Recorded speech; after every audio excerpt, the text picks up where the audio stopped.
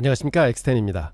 간밤에 미국 증시는 혼조세로 마감했습니다. 다우와 S&P 500 지수는 각각 0.38%, 0.12% 하락했지만 나스닥은 0.15% 소폭 상승하며 기술주의 힘을 보여주었습니다. 시장은 제롬 파월 연준 의장의 신중한 발언과 트럼프 행정부의 연이은 관세 정책 발표에 촉각을 곤두세우는 모습이었습니다. 한편 마이크로소프트와 메타 등 빅테크 기업들은 AI를 앞세워 견고한 실적을 발표하며 시장의 기대를 크게 뛰어넘었습니다. 페드가 예상대로 금리를 동결했습니다. 제롬 파월 의장의 9월 금리 인하에 대한 명확한 신호를 주지 않고 앞으로 나올 경제 데이터를 보고 결정하겠다는 원론적인 입장을 유지했습니다. 하지만 이번 회의에서는 2명의 연준 의원이 금리 인하를 주장하는 소수 의견을 냈다고 합니다. 연준이 신중 모드로 돌아섰습니다.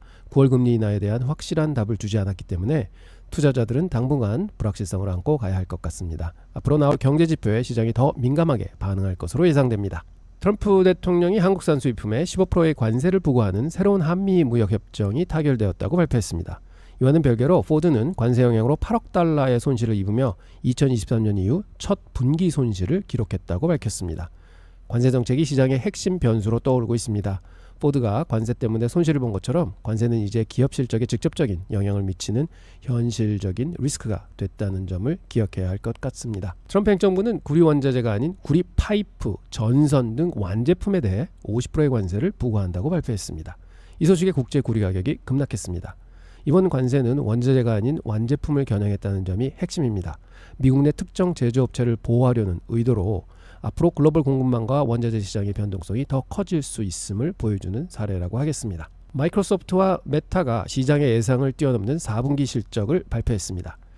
마이크로소프트는 클라우드 부분에서 AI 수요가 폭발하며 성장을 이끌었고 메타 역시 광고 사업 호주에 힘입어 22%의 매출 성장을 달성했습니다. 두 회사 모두 실적 발표 후 시간의 거래에서 주가가 마이크로소프트는 8%, 메타는 11% 급상승했습니다. AI가 단순한 유행이 아니라 실제 돈이 되는 사업이라는 것이 증명되었습니다. 막대한 AI 투자가 이제는 기업의 실적을 이끄는 핵심 동력이 되고 있습니다. 챗GPT 개발사인 오픈AI의 연간 환산 매출이 120억 달러에 도달했다는 보고가 나왔습니다. 이는 불과 7개월 만에 2배로 성장한 수치입니다. AI 시장의 성장세가 무섭습니다. 빅테크를 넘어 AI 핵심 기업 자체가 폭발적으로 성장하고 있다는 것은 관련 산업 생태계 전체가 커지고 있다는 확실한 증거입니다. 미국의 2분기 GDP 성장률이 연 3.0%를 기록하며 1분기의 부진을 딛고 강하게 반등했습니다. GDP 헤드라인 숫자에 속으면 안 됩니다. 관세 회피를 위해 밀어내기 수입 효과가 커서 실제 내수 소비는 오히려 둔화되었다고 합니다. 보이는 것만큼 미국 경제가 강하지 않을 수 있다는 신호입니다. 오늘의 시장은 연준의 신중론과 트럼프 행정부의 공격적인 관세 정책이라는 두 가지 큰 축 사이에서 움직였습니다. 거시경제의 불확실성이 커지는 가운데 AI를 필두로 기술주들은 압도적인 실적으로 존재감을 과시했습니다. 앞으로 투자자들은 연준의 금리 향방을 가늠할 물가지표와 함께 새로운 관세 정책이 기업들의 3분기 실적에 어떤 영향을 미칠지를 면밀히 살펴봐야 할 것입니다. 2023년부터 시작된 AI 기술혁명 시대에 강력한 AI 테마가 거시경제의 파고를 넘어 계속 순항할 수 있을지 이것이 관건입니다.